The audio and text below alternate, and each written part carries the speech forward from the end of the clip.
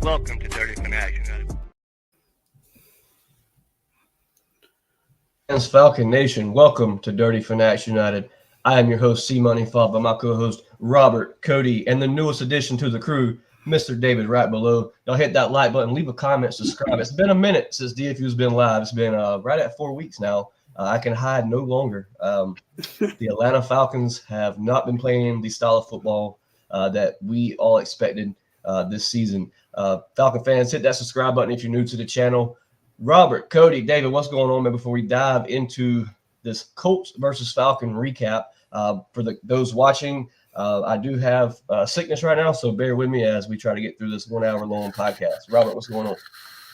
Oh, just wondering why. How can this team be so talented and be 3-6? It's crazy. 4 weeks in a row. This is, and I'm just going to go ahead and be blunt. This is a testament to the coaching, to have this much talent and to have this bad execution and this type of failure. But I'm sorry, Raheem's losing this locker room. Zach has no creativity with his offensive play calling. Today we saw, Penix get a little bit frustrated with him, which I think that's actually a good sign. Maybe he's going to show some leadership, but as far as the quarterback goes, when is this lack of creativity and this failure going to start messing with his psyche? This is supposed to be our franchise quarterback. Yep, absolutely, Robert. We got so much to fill in today about, previous games and this coaching staff. Today's title of the show is Atlanta Falcon Finds a Way to Lose Another One, episode 67. Cody, what's going on, man? It's been a while for DFU going live. Busy life. Really, more than anything, very disappointed with the way the Falcons have played. That's why DFU has kind of stepped out the picture because, guys, I have been really frustrated with this team since the Bills game. Cody, what's going on, man? Glad to have you here tonight. Yeah, man. I say tonight. I feel like I've been up all day. It's lunchtime. Yeah, dude. Like I said, it's been busy, to say the least. And then the Falcons playing the way that they're playing just has not made anything easier or more fun or exciting. It's rough, man. How this team comes out and beats the Buffalo Bills on, a team that should be representing, could be representing the AFC in the Super Bowl, and then you get what you get, man. Let's say, if you had told me the bright spot, of the Atlanta Falcons this year was going to be our defense, I probably would have been like, okay, I can see that, but better than our offense, man. I've got nothing, dude. Like, I've seriously sat here for the last 4 weeks and racked, I guess 4 weeks this week, and just racked my brain and just gone, yeah, I agree that coaching is definitely an issue, but the execution by Michael Penix has been absolute garbage. And just to add to that, Cody, we said it before the show. This O-line is highly overrated this year. Yeah. We do have a lot of injuries on the offensive line, being that Bergeron is now out. That's a huge loss. But I felt as if, I don't have the PFF grades or anything like that right now. The rushes for our fill-in Hilton or how you say his name, Hilton, whatever his name is. Yeah. I didn't think he played too terribly. I mean, there were plays where Penix was pressured in the pocket. But there was a lot of times where Penix just held the ball way too long. And that could be a lot to do with your play calling. When you're running nothing but sideline passes, out routes, no down the seam. I mean, they were missing their starting, I want to say, linebacker today over in Indianapolis, and we chose to stay away from the backup in the middle of the field. A lot to talk about, Cody. I feel your frustration. David, what's going on, man? It's your first appearance here as an official co-host of DFU. Everybody, welcome Mr. David to DFU. What's going on, David? Like you hit the word on the head, frustrating. That was, up and down performance today. I think we had the game right there at our hands to win. And like I said, a play here, play there. And that's been the story of us all season. These 1-score games where if we make a play, they don't make a play, we win the game. We, like I said, play calling down the line. Defense played a great game, but then, you can always pick and choose.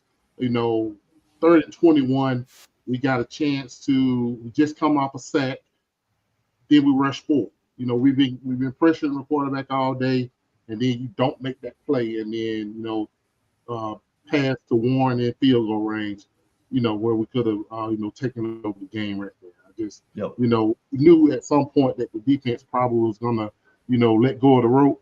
Yeah, absolutely. They were on the field the whole fourth quarter. Yeah. So, and then, take away the 83-yard run from Taylor.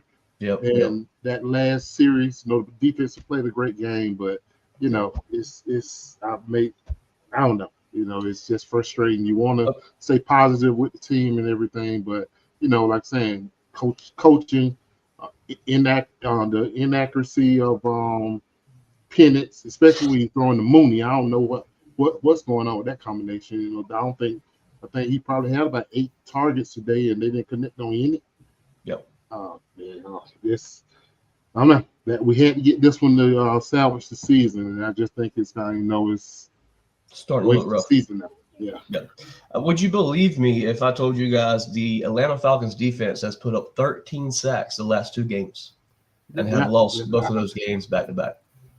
It's crazy to think. I mean, we're going to run through the team stats here real quick of today's game. Another stat that stands out to me, the Atlanta Falcons have yet converted a 3rd down conversion in the last 2 weeks. The Atlanta Falcons went 0 for 8 today. Last week was like 0 for 11.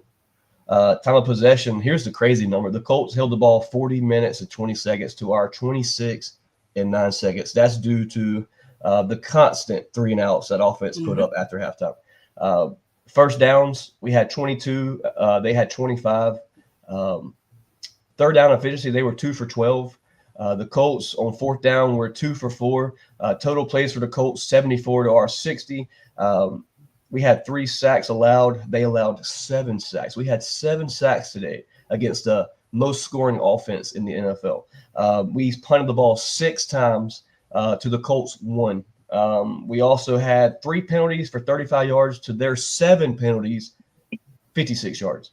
We lost 1 fumble. They also lost a fumble. The Colts threw an interception. We did not. Total yards of today's game, 290 to their 519. We had 150 passing yards to their 196, 140 rushing yards to their 323, 4.8 yards per play for us, 7 yards per play for them. So when you look at the numbers all the way across the board, this was a game the Atlanta Falcons just simply did not show up to play offensively. Defensively, what an outstanding performance from the defense. I mean, you may actually have over 45 sacks this year.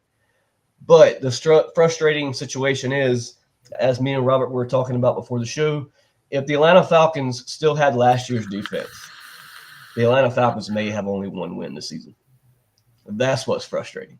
Your defense flipped the script, and your offense cannot play up to par with your new coach defense. A question I want to just toss around the table. A lot of fans, since really the Carolina game, you get ready to face Carolina now on travel back. A big NFC South game that matters. If we can't win games, it truly don't matter because for some reason the Panthers have somehow found a way to be the correct team they need to be. The Panthers now sit at 5-4. I have no idea who they play today.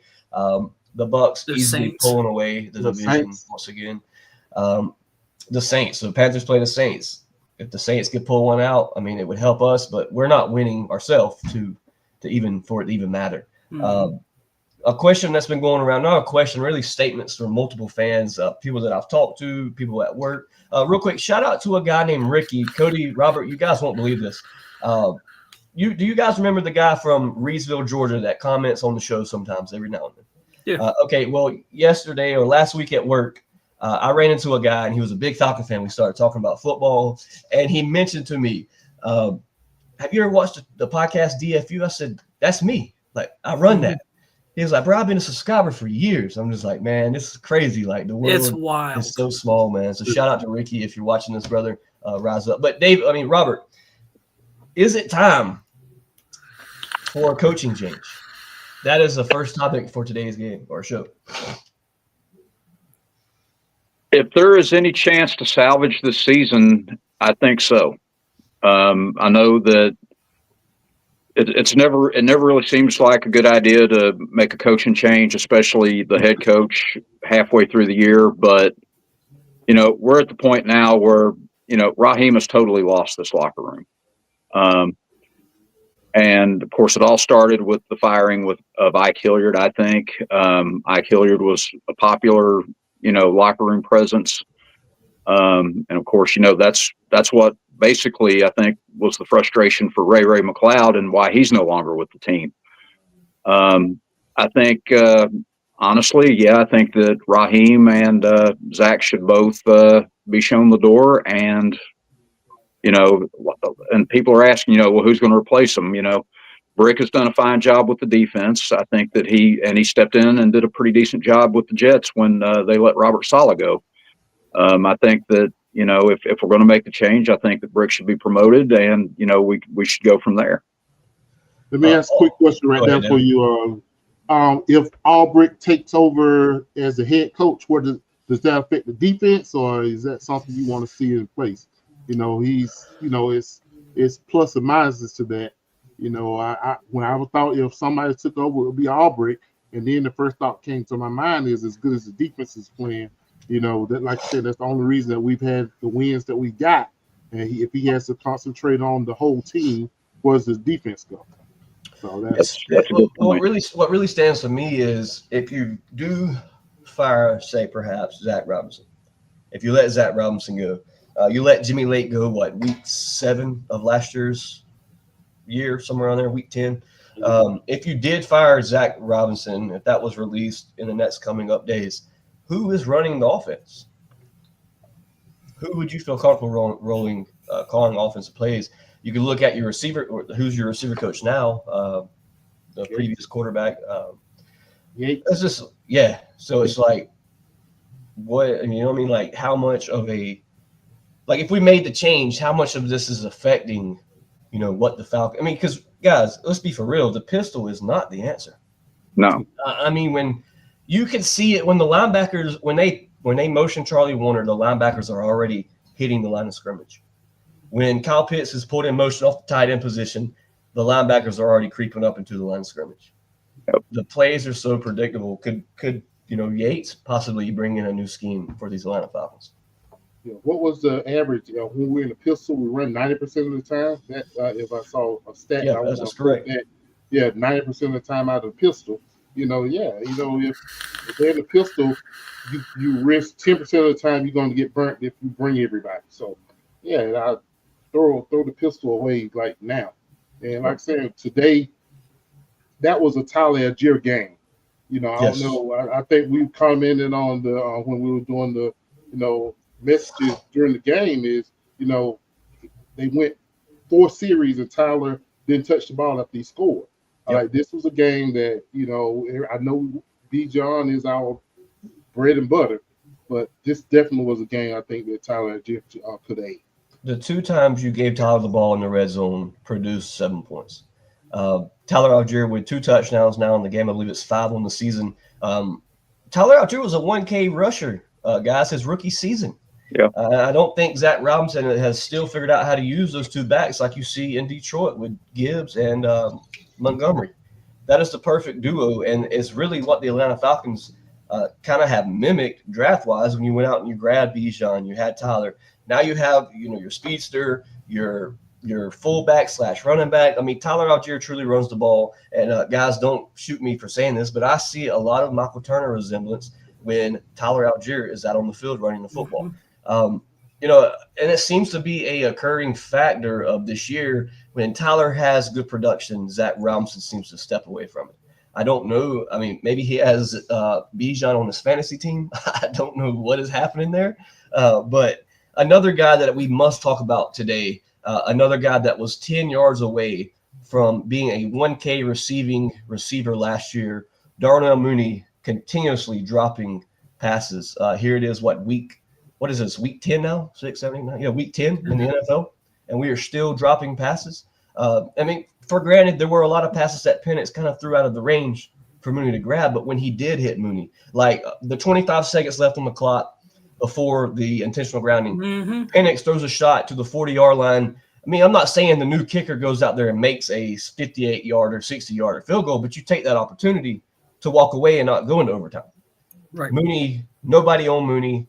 He thinks about making a move before he actually catches the ball, ends up dropping the ball, then goes back and picks it up like it was a fumble. Where is Mooney in his head this season? Is he still injured? What are your guys' thoughts on Darnell Mooney and the fact that the Falcons have yet to go sign a free agent receiver since the release of Ray McCloud? Well, I'll jump in. Looking at the stats, Mooney 8 targets, one reception for 17 yards. As your number two receiver. Yeah. And I was early season. I was like Mooney. Injured. He'll round back into shape. I think he missed the first game of the season, and that has just not come to pass. And they can't, at this point in the season, keep going on with that.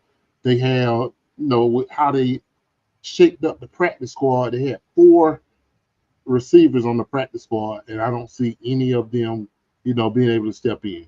And we still have yet to bring Chris Blair from the practice squad.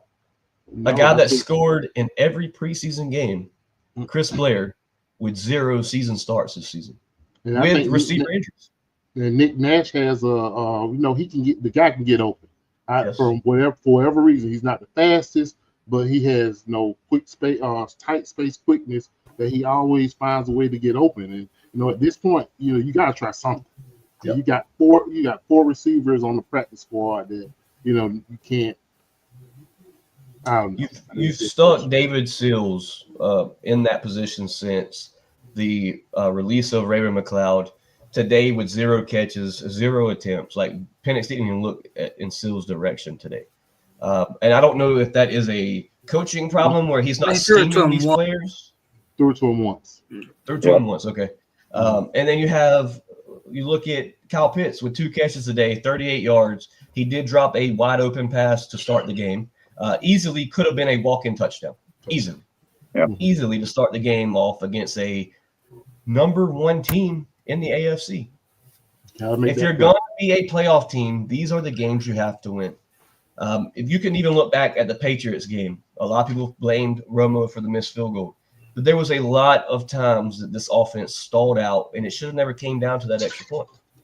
Should have never came down to that extra point. Now, Romo, for granted, should have made that extra point. That's why he was released. And it's just like has anybody checked in on Koo? He started today for the New York Giants. I bet he bombs every kick today for the New York Giants. I mean, that is the Falcon thing to happen. We have had a kicker problem all year long. You had 1 extra point today or 2 extra points today. Doesn't really tell you what you have at the kicker position. But guys, the Atlanta Falcons have a lot more problems than just kicker.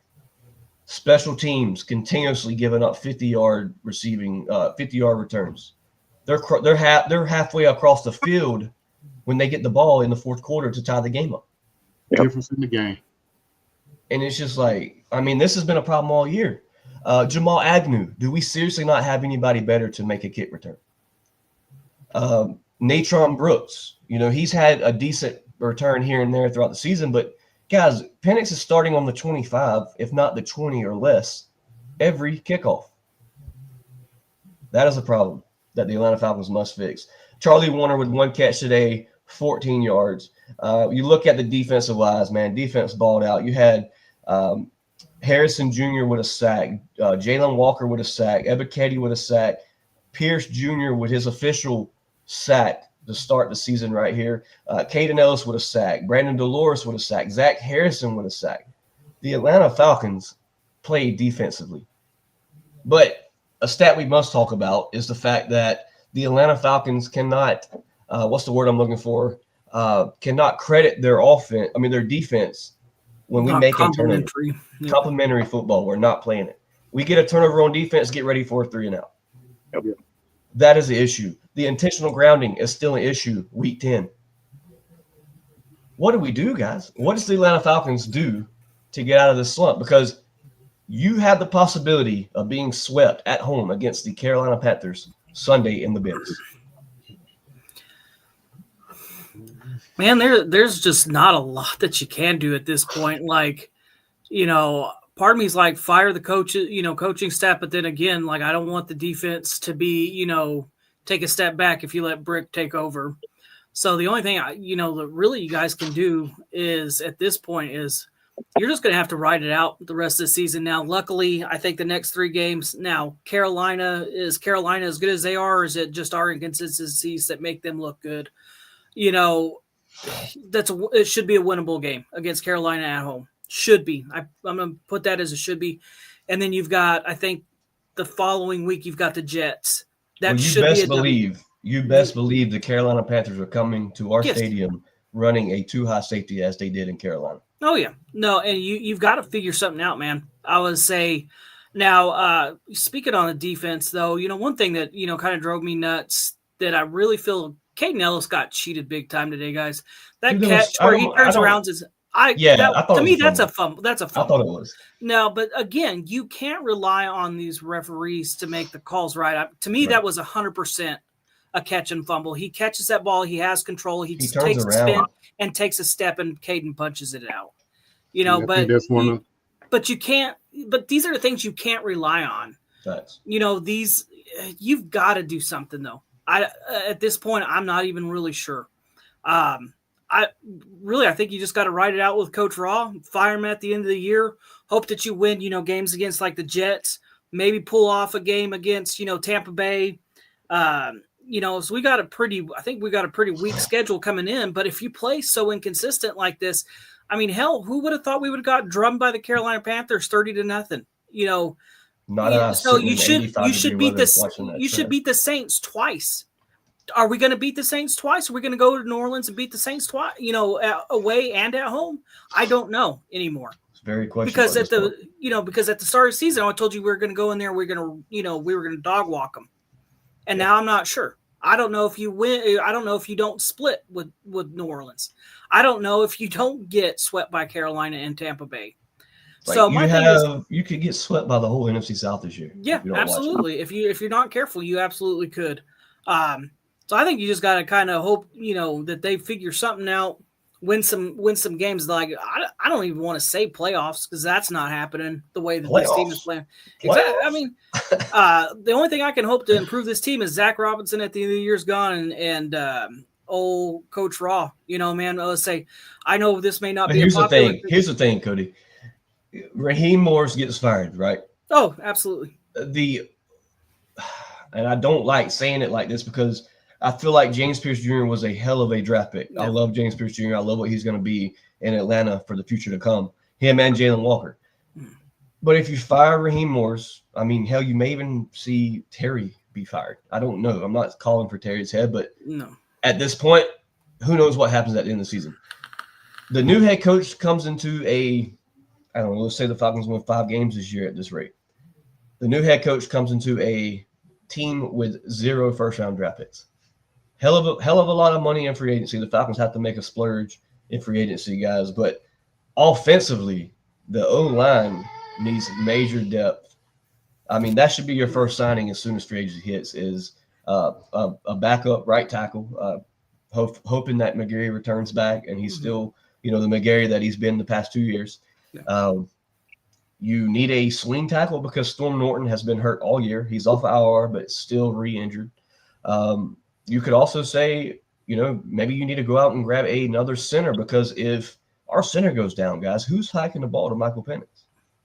No idea at this point, but I guess that's kind of the only good news is with James Pierce Jr. It's kind of like you got your first round draft pick early, and now it's kind of the funny thing is like now you really don't need a first round draft pick on the defense like we've had like we've needed since John Abraham, was here, and now it's like for the first time, it's like you legitimately need one for the offense, whether that be a tackle or a center or something, and we don't have one. But I honestly think that's the good news is that this team is talented enough that you'll be okay. The problem is can you get them to execute to their abilities?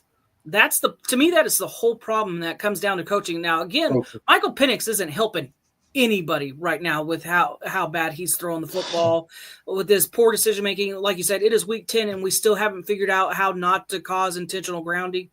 The only thing I can say, guys, is we got to ride it out till the end of next year and hope that the Dolphins fire Mike McDaniels. I would love to see Mike McDaniels back on our sidelines. Speaking about John Abraham said a statement that kind of stood out to me when we had him on the live podcast. He said, if James Pierce Jr. and Jalen Walker can come away with 5 sacks on the season, you won your draft. Like, you won your draft picks. Jalen Walker sits at 5 apiece. Jalen Walker sits at 4 already after today's game. And how many forced fumbles does he have? Was today number 3 or 4? Yeah, I thought it was 2 or 3. Yeah. I mean, don't get me wrong. Like, there's a lot to be excited about. Not right now about this season, but the potential going forward, man. Like I said in the group chat, Jalen Walker, James Pierce Jr. are going to be a whole problem for teams. And they're already showing it with, less than a year of experience under their belt. So, I mean, I don't understand as far as defensively. There's not a lot of pick on when it comes to defense other than, D. Alford being hurt today. We had to bring in number 32. I forget his name. I want to say his name was King. Was that King that was on the field? That hurt tremendously when it came to the tight end passes. Losing Diablo, that hurts a lot. But a thing that I have not figured out yet is why do the Atlanta Falcons only wait till 3rd down to put in Brandon Delores? The guy led the league in pressure rates coming into the season, week 5, week 6. And you seen maybe on 3rd down only at this point. Like, I don't understand it. Every time Brandon Delores is on the field, he makes an impact. That's maybe a position that, you could grab in free agency, another nose tackle, to have that rotation a little deeper. But defensively, man, I have to give them their flowers this year, dude. Like, we held, other than the bullshit last scoring touchdown drive on, for the Colts, you held the top scoring offense to 25 points today. Then you give them the go-ahead touchdown to win the game. Credit to the defense, credit to the Colts. They played a hell of a game, but I think the Atlanta Falcons lost this game today. They are the Falcons are the reason they lost this game today. Yeah. Oh, definitely. We had a lot of opportunities where we got like in the group chat, we said the field goal definitely should have been a drive that we could have gotten in the end zone, and those 4 points would have been the difference in the game. We a little underthrown from Penix to Pitts. Yeah, so Pitts with the drop touchdown. Well, what we assume would have been a touchdown, right? On the drop pass. Those opportunities when you playing a team of the Colts magnitude that you got to almost play a perfect game to win. We were by far close to a perfect game. Now 3 phases of the game: offense, defense, special teams. The special teams came in today and really let us down. Like I said earlier, the kick returns, especially coming down to the end of the game, 39-yard punt from Pinion, coming in to the game-winning touchdown. It's just abysmal how they come down and let us down with the long kickoff returns, and that I know the defense had to be as frustrated as we were, watching the game. So, we just got to be able to play in all three phases. We're not going to be able to do anything. Well, and to me, that's a testament to, how good this defense has got, because the Colts, like every other drive when they got the ball, were in plus territory, man. They were on our side of the 50 or damn close to it. Or, I think the Colts, maybe started on the 30, yard line, maybe twice today. I don't remember them starting anywhere but, the 45 or 50, especially at the last half of the game. And the defense stepped up and kept him out of the end zone and, was doing great, on a short field. Like you said, Chase, if this defense was the defense we had last year, this game probably a 45 to 25 point game, but it's just, man, it's just frustrating. For the first time in a long time, I don't have answers. I don't have an idea. I don't have answers. I don't know what you can do, because again, it comes down to the thing that, all Falcon fans that we complain about the most is consistency. There's no consistency at head coach. There's no consistency as an offensive coordinator, at offensive coordinator. Matt Ryan went through 6 offensive coordinators in 14 years, or it was more than that, because he, what was it? He had to revisit with, but I mean, again, so it's like, well, damn, here we are again. It's like, yeah, you need to make changes, but again, it's the consistency again of overturning and switching up and changing this and changing that, and there's just no consistency again. And it's like they're not mediocre enough to be like, okay, we'll run it back one more year and give it a little bit more time. But again, it's just like you can see, Cody. I think that's possible if. That given another chance is only possible if you finish second in the division. You can't finish third in the division. I don't even know if you can at second, man. I mean, it's like even if let's say Carolina straight up just starts, being the Carolina Panthers that we think that they're supposed to be and not who they are right now. I mean, even if you wind up finishing, because the best we can do right now is if we were to find a way to win the rest of our games is what. We're 3-7, so it leaves us 7 more games. Well, no, how many games do we have left then? Yeah, so week 10, you got 7 more games, I believe. So 7 or 8, yeah. So the best we can be is 7-10, I think, or what are we? Whatever it is. We're 3-6 right now. I mean, you'd have to make a major turnaround. Yeah. To even, I mean, your percentage to make the playoffs now is for sure less than 5%. Yeah. 8 games left. 8 games left. So, yeah, that would make us 11 and 5 if we could find a way to. But again, that would require this team being consistent, and that's not what they're doing all season long. You'll get part of me is like I am frustrated with this loss because again, this is loss number 3, and it was a game that you should have won. But again, you're number 4, I would say. So, but again, it's like you played, arguably one, if not right now, the best team in the AFC. You played, well enough to win that football game, and probably, and you should have won that football game. But then you turn around and it just, I mean, it's frustrating, dude. Like the one thing that I can hit on for the defense, and it's not even just because of Jonathan Taylor. The run defense is highly needs some readjusting. Even when you look back to the Miami game, like they had one of the worst. I don't know as far as their running back where he ranked, but they weren't a top 10 running offense, and we made them look like absolute studs in our home stadium. Run defense has definitely got to reevaluate. You've seen it today against. I felt like. All the way up until the big 82-yard rush by Jonathan Taylor, you did fairly decent to contain one of the best running backs in the NFL. Mm-hmm. You look back to the 49ers game, you let Christian McCaffrey have his first breakout game of the season against your number 1, what we were at the time, a number 1 defense. So it's like, teams are going to see this on tape. Like the Carolina Panthers have just now last week upgraded their running back position. Chuba Hubbard now second string. Dowd is their first string running back. He, I believe, carries the most rushing yards for the NFC. So it's like, can the Falcons defense control the run next week? Can the Falcons O-line keep pressure off of Penix next week? Well, yeah, that goes that the run, we were a good run defense before Diablo went out.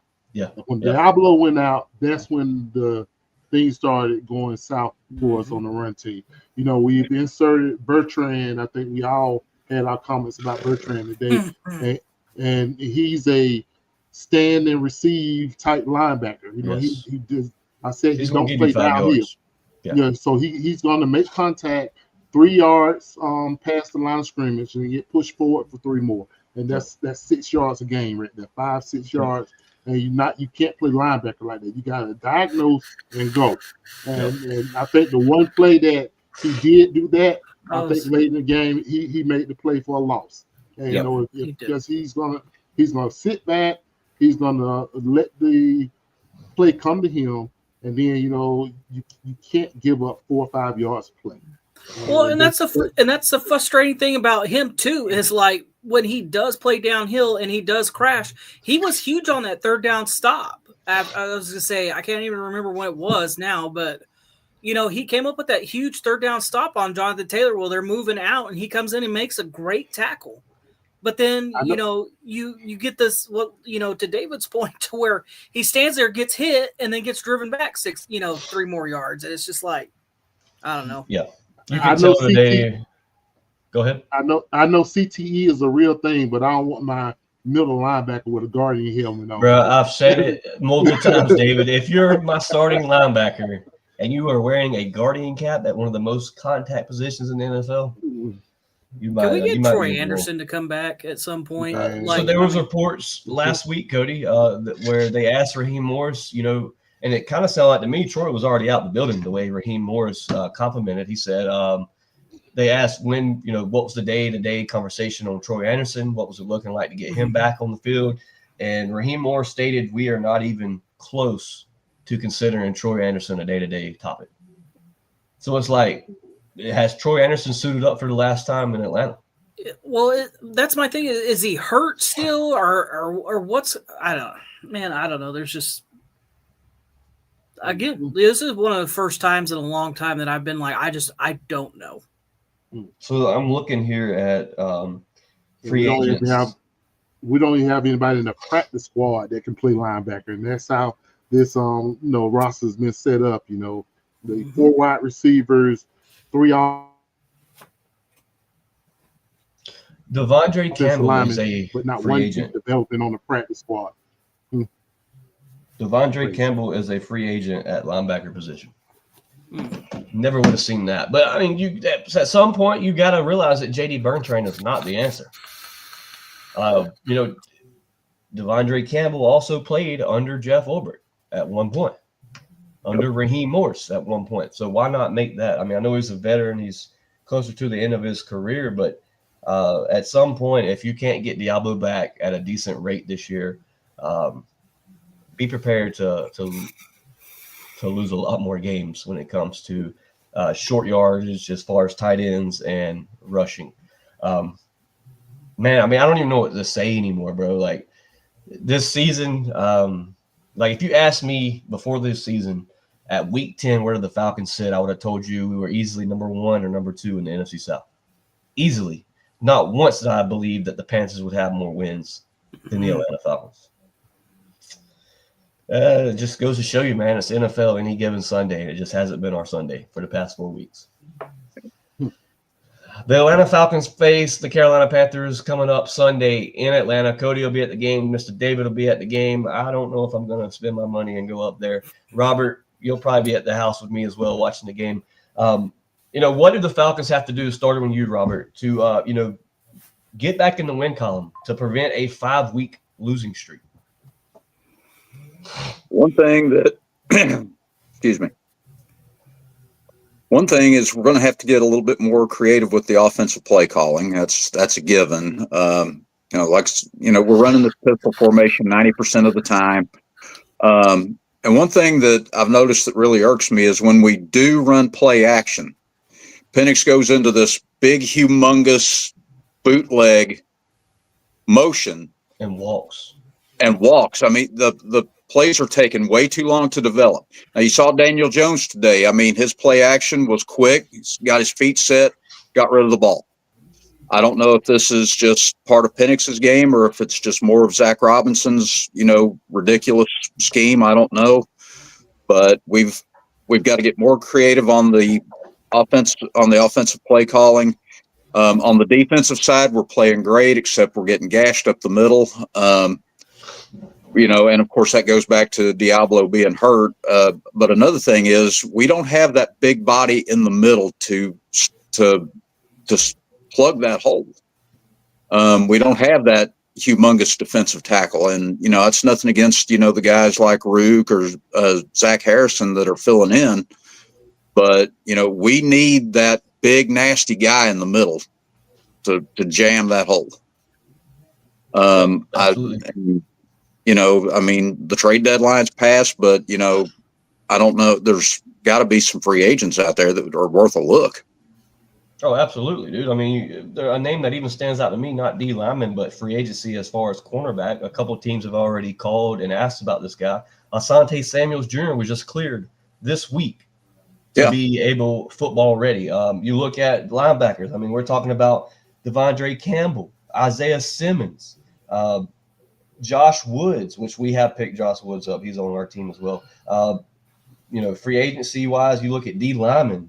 Let's see right here. You have, I don't believe Christian Wilkinson is still a free agent, but this list may be a little old. Is he? Morgan Fox, a guy that didn't pan out last year under, Lake's scheme. I mean, who says he wouldn't pan up under this scheme? Morgan Fox was a guy that ranked 6 to 7 sacks a season before he came to Atlanta. So there's definitely players that you can fill in and, go make a grab to try to, fix this situation, because you did just cut Taquan Graham. We haven't been live, so we haven't talked about it, but Taquan Graham, another draft pick that you have released. So it's like, I don't know, man. It's like, I don't want to call it wasted draft picks, but at some point you have to look at who you're cutting as far as draft class, and we have cut a lot of later round draft picks. Cody, you mentioned Christian Wilkinson. I mean, he's basically, people are saying that he's a locker room cancer and he's got an attitude, but man, that's what they said about James Pierce. Yeah, exactly. I mean, he was with the Raiders. I mean, if the Raiders are cutting you loose and all that, because of an attitude, as dysfunctional as the Falcons are right now, why not? Bring him on. Why not give it a shot? What have we got to lose right now? Yeah, we talked about it takes good coaching. Well, Raheem's supposed to be the player type coach and everything, but it takes a good coach to handle guys like Wilkerson and stuff like that. So I'm saying, so does he have the moxie to handle someone with such a volatile personality as Wilkerson? That's kind of thing that you have to think about when you're bringing people on like that. If you got let go from the Raiders, you something got to be going on with you. So yeah, that's crazy. Cody, big matchup Sunday, as every Sunday here lately has been a big matchup. The Falcons have not seemed to win. How do you get back in that win column? Week 11 in the NFL. I've almost forgot what a W feels like, brother. No, say.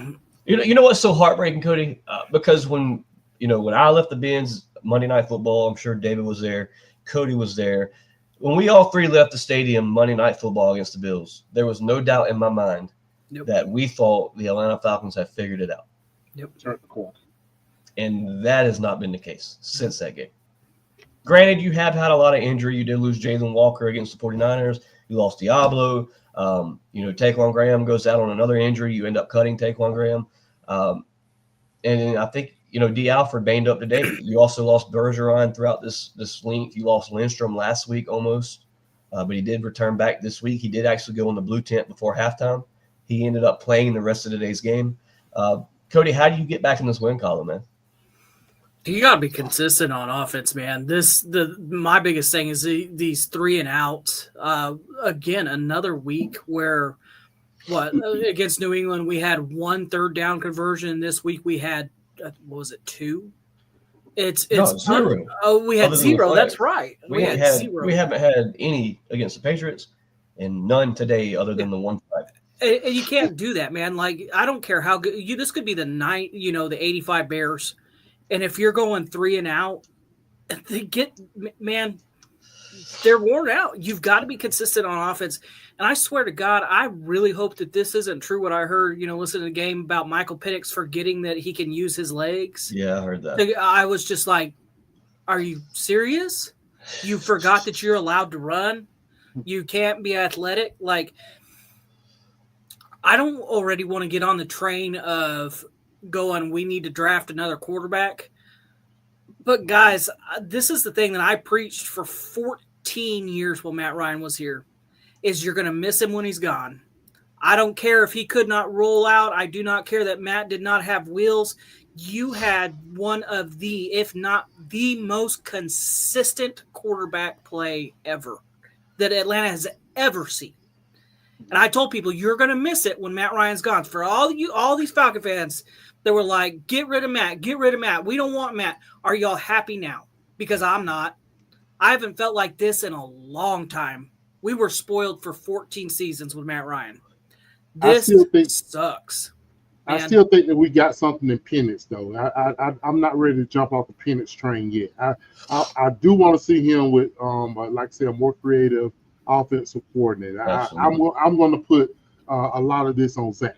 I don't think that Penix, from what we see, he has. If you got a young quarterback that's struggling, you got to find him some, more definite play. Okay, we're going to drop back. The opening is going to be right here. This is where you need to deliver the ball. And I think that, Zach has not schemed up. What really irritates me, David, is, you could probably count on one hand how many times Penix has went under center this year. Yeah, and like I said, what do we have? Like a 35-second 3-and-out today? I think the defensive makes a stop, get off the field, and then 35 seconds play. 35 seconds later, they're back out there. Yeah, they're back out there. That's that got to be disheartening for the defense. They're balling out, they're playing, lights out, stopping the quote unquote best offense in the league. Yep. And you make a stop, and before you can sit down and get your Gatorade, you come back. Put your oxygen mask on. Dude, it's just it's bad, and you've got to figure something out. Like, and again, it's like David said, we said in the group chat, like we all said, Tyler touches the ball and scores, and we've got something figured out offensively, and then Tyler doesn't touch the ball for how long? Till after halftime, after he scored, in the first quarter, he doesn't touch the ball again.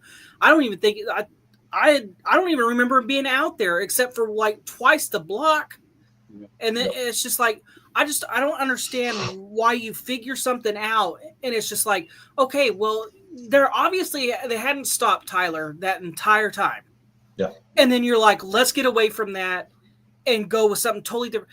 I understand that you got to change it up and do things because, they're sitting there looking at their little iPads and, figuring stuff out. But until they could take it away, don't stop doing it. What are the chances of solid Tyler back after the season, though? That's the question. Ask right now. Yep. You have a bunch of big names that hit free agency. Caden Ellis is one as well that's going to hit free agency. You have to figure out what you're doing with Kyle Pitts. You have to figure out if Tyler Algier will be a Falcon next year. So a lot of big decisions coming for Terry and whoever this new, coaching staff, if they make the change at coaching staff. For sure, you've got to find an offensive coordinator. I think without a doubt, if he doesn't work himself out of the college job, I think Zach Robinson takes the college head coaching job. But at this rate, the play style that he's put out on the field the last 4 weeks, I don't know if I'd want him as my head coach, even at the college level. No. Last topic for today's show before we get ready to give our shout outs. It was an L, but we do it after every game, every recap podcast. Game ball offensively, game ball defensively. Robert, take it away. Offensively, obviously, it's Tyler Algier. The only time that they stopped him was in the last drive in overtime. And, of course, we're going to put Tyler on the field. Of course, the Colts knew it was coming. So they stopped him for a 2-yard loss. But, Tyler played lights out today. On defense, once again, Jalen Walker. Absolutely. Just that old bulldog. And, of course, and I guess you'd have to kind of split it between Jalen and James Pierce. They're both, all through the offseason, you guys know that, I was huge on Pierce coming to Atlanta. And then when we traded back up to get him, I was over the moon. Yep. But, yeah, that split game ball between Walker and Pierce. Of course, offense, goes to Tyler. Maybe a game ball for Drake London, too. I mean, when he was targeted, he was Yeah, Robert, you can't take everything from us. You got to leave some scraps for us to go. I'm sorry about that, David. I'm sorry. Rick just sent a message in the group chat. He said Penix 12 for 28 today. Gross. Yeah. Big That's issue. not even a 50 clip. No. Yeah, that's rough. Cody, game ball. I mean, on the offense, there really isn't anybody to pick other than Tyler Algier. Offensively, I'm for the past 2 weeks, I'm going Drake London. I'll say Drake did ball. Drake London has really, he started off kind of slow against the Buccaneers, but man, Drake London has shifted in the fifth gear, as we like to say. Well, and that's another problem that I have. Drake was balling again today, and then we went away from him. Yeah. How many catches did Drake have in the third and fourth quarter? It wasn't total for 104. It's just like, I don't know. I would say, I wish I could be different than Robert, but I mean, there really wasn't much good on the offense, so I'll give it to Tyler Algier, man. I'll say he's punishing people and you go away from him and it just turns out bad. Seriously, the statistic is you give Bijan the ball 15 times, you give the ball Tyler 10 times, and you win football games. It's that simple, and you don't do that, and I don't get it. So Tyler gets it for offense for me because I can't give it to anybody else on offense other than Drake. Defense, yeah, man, Jalen Walker and James Pierce Jr. balling out. But you know what? I'm going to give it to Caden Ellis. This week, I was going to say Caden's a baller, man. I was say for my money, he had that game wrapped up for us. That to me was a catch and a fumble that Caden punched that ball out. It should have been a game over right then and there. And they, had it had been us, had that had been like, let's be honest, if that's Drake London and whoever, and it's the Colts defender does that, that's 100% a fumble. 100% a fumble recovery by the Colts. But because it's us, it's he caught it and secured it and turned around, but his shoulder moved a little bit, and so the ball moved half an inch. So it's just like, okay, so Caden Ellis gets it for me on the defense. Mr. David, you got any names different from what Cody and Mr. Robert has stated? I've been sitting there while they've been talking, trying to go, different from offensive. I was going to go Drake since Robert had taken Tyler. He still had, last few weeks he's had a lot of production. But on the defense, I got something different from. Okay. I'm going to go Coach Brick. Defense 7 sacks. We've definitely been a long time coming since we've had a decent pass rush. And as the fans know, they say if we can get sacks, we'll win the games. Yep. That's not always the case. No. But he did scheme up 7 sacks today, and I'll give my game ball on defense to Coach Albert. I agree with every one of you guys. Coach Brick, Caden Ellis, also James Pierce Jr., Jalen Walker. I'm gonna go Jesse Bates. 2 weeks in a row with interception. Jesse's finally, breaking the shell. I would say Jesse Bates would be one that played a decent game today. A couple pass breakups. What was his taunting penalty, by the way? I didn't see it. Stupid, I didn't see it at all. I didn't either. They did whatever they could to keep us from being in a decent position to possibly kick a field goal before. Well, but what did he do? Was it because he turned around and looked at the guy and went? I guess. I was gonna say. But you have teams. I mean, even the Falcons. The whole team runs to the end zone, celebrates. I mean, I don't understand why there's even a taunting flag in the NFL anymore. I mean, I could understand if you're over there in the guy's face, you know what I mean? But right. If you're not doing nothing too wild, I don't even know why that's a flag still in the NFL. If your feelings are hurt, don't be on the football field. Well, they always say NFL stands for the No Fun League. Yeah, that's true.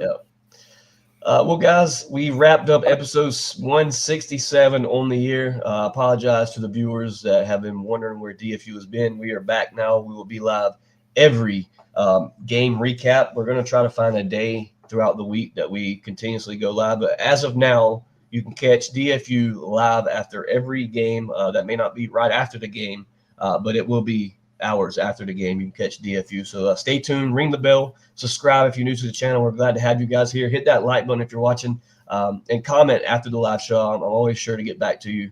We can conversate about whatever you want to conversate about. Real quick, I'll give my shout outs. I'm going to give a shout out to Robert, Cody, and Mr. David for taking the time out of their day to come talk Falcon football. I'm going to give a shout out to the wife in the living room watching the two babies. With this sickness, man, I've been kind of down. I haven't been able to do much. So definitely shout out to the wife. She's definitely been a trooper, taking care of the boys, taking care of me. I'll give a shout out to Philip and Mr. Rick as well. They weren't able to make it today. And, shout out to Jeff Olbert. The guy has came in here and really turned this defensive team. Defensively, we are a true top 10 defense. Running wise, we may fall out of that top 10, but past big plays, sacks, the Falcons are a top 10 defense. And then, as always, man, shout out to all the subscribers and the viewers, guys. Without you, this podcast is not possible. Robert, shout outs for tonight or today. Well, shout out to the big guy upstairs. Without him, nothing's possible. And shout out to you guys. It's a pleasure to be here, even though the game didn't turn out like we had hoped. But, it's good to be back here. Good to be live again. Good to be talking Dirty Bird football. Shout out to Philip and Rick that, they couldn't be here. They're a valuable part of the team, and, we miss them when they're not here. Shout out to our viewers and our subscribers. Without you guys, nothing's possible. And I want to send a special shout out to the family of former Commissioner Paul Tagliabue, who passed away this morning. He was a great commissioner. He really did a lot to shape the league as it is now. And he was, honestly, I wouldn't trade him for a whole freight train load of Roger Goodell's. So that's just my personal opinion. And of course, always shout out to my family, Brianna, Peyton, Zach, and Christy. I love y'all. And as always, rise up. Rise up, Mr. Cody. Yeah, no, shout out to y'all for coming on in.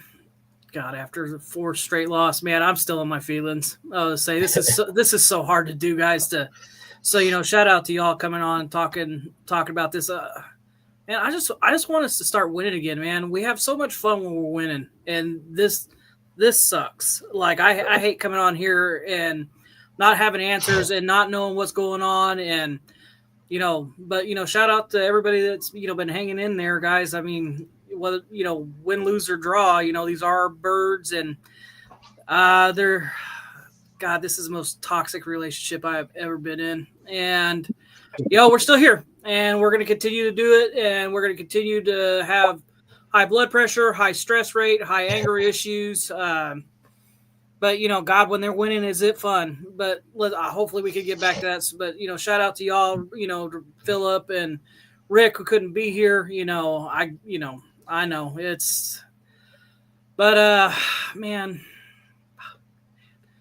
we'll get it figured out. We'll get it figured out, hopefully. We just got to enjoy the rest of the season, because what'll happen is – football will be over, and we'll all be sitting around going, God, I miss our Dirty Birds. And we'll be like, bring them back, bring them back, bring them back. So, but other than that, guys, shout out to y'all. Shout out to the wife watching out in the living room and all that stuff. And like Robert said, rise up. Rise up. Mr. David, glad to have you here for your official podcast as a co-host here for DFU. For those that are tuning in now, Mr. David is part of the DFU channel now. So be sure to welcome Mr. David. Leave a comment and subscribe if you're new to the channel and tuning in because of Mr. David. Thank you. I appreciate the invitation to come on with you guys. On a weekly basis. I've been following DFU for some time now. Definitely appreciate it and like the content that you all put out. So I definitely say thank you for making it official, bringing me on. Definitely continue to do my research, talk about things that I know going on with the Falcons and everything. So definitely appreciate that. I want to say, thank you to the fam. They always show me support no matter what I do. Whether it be my own, Recognized Game podcast, and I know with the wife and everyone, definitely be, real followers of DFU going forward. So I, definitely say thank you again. Like Robert, said, condolences to the family of, the ex-commissioner. I wanted to say, the Dallas Cowboy football player, Marshawn Needland, that, tragically chose to, end his life. I want to say condolences to his family and everything. While, I don't like the Cowboys too much, but, the players are definitely, someone that I always follow and wish the best on. But, and like I said, shout out to DFU. continued success, and hopefully, I'll come in and add some insight that benefits the channel and everything. So, appreciate you guys. Appreciate you, Mr. David. As always, man, appreciate everybody that tuned in. John Monroe, before we get out of here, it says, say, guys, come Tuesday, do you think Arthur Blank's going to release any coaches? There's too much talent on this team. John, 4 weeks in a row, 4 L's. I don't see a change coming, brother. I think you'll have to ride it out this year with what you have on this coaching staff. Although we all agree there's too much talent on this team to be losing 4 weeks in a row. A change should definitely be made, brother. I agree with you 100%. Falcon fans, hit that like button. Leave a subscribe. DFU is getting up out of here, man. As always, A-Town down. Rise up. We appreciate you.